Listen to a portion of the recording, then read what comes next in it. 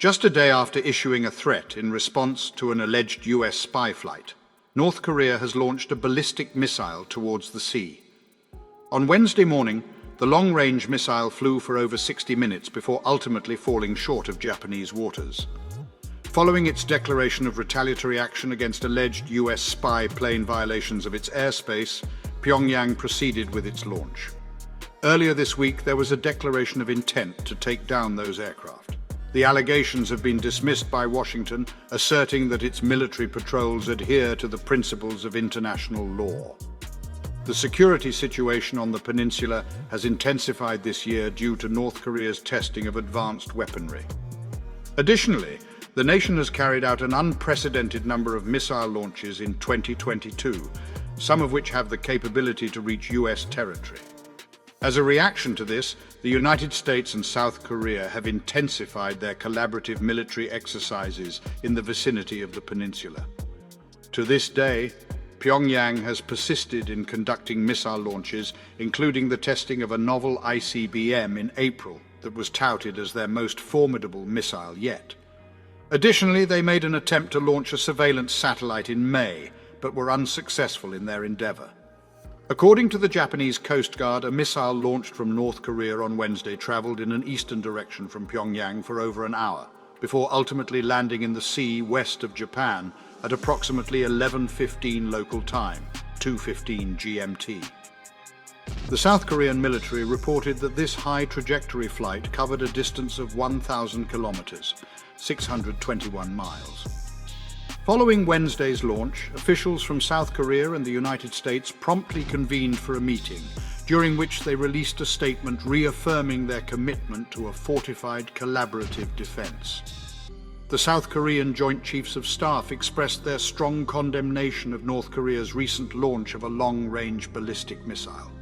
They regarded this act as highly provocative, causing significant harm to the peace and stability of the Korean peninsula and the international community.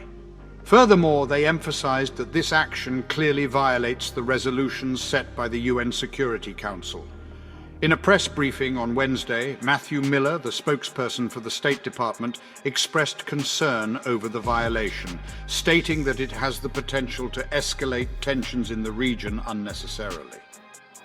According to him, the initiation of the launch is indicative of North Korea's government placing a greater emphasis on the production of weapons, rather than the welfare and prosperity of its citizens. Attending the NATO summit in Lithuania, South Korean President Yoon Suk-yeol promptly organized an urgent session of his country's National Security Council. In response to military exercises conducted by the US and South Korea, North Korea conducted its most recent missile launch in mid-June. During this launch, 2 short-range ballistic missiles were fired. Prior to this, North Korea had test-fired an intercontinental ballistic missile, ICBM, in February.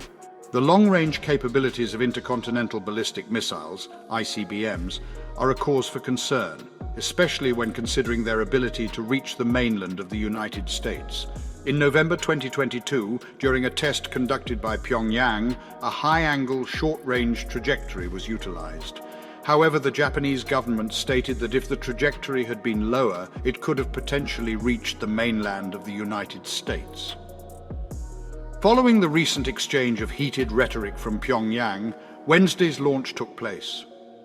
The North Korean government had issued a warning to the United States, demanding an end to its air patrols, and had also proposed the idea of a nuclear submarine visiting Korean waters.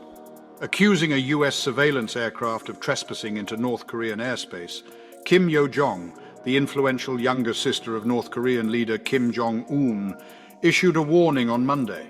She emphasized that if these incursions persist, the repercussions would be nothing short of stunning.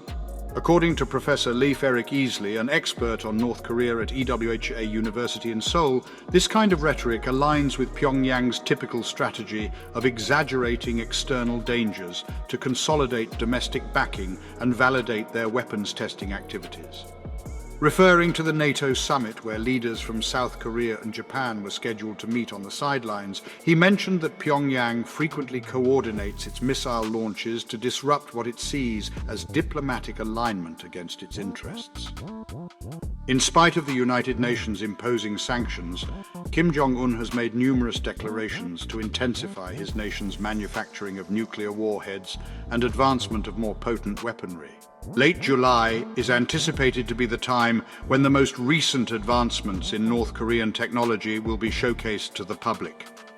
This display will coincide with the commemoration of the Korean War Armistice, which the country refers to as Victory Day. To support our channel's growth and ensure broader awareness, kindly hit the like and subscribe buttons. This will help us reach more individuals and disseminate valuable information. Thank you in advance.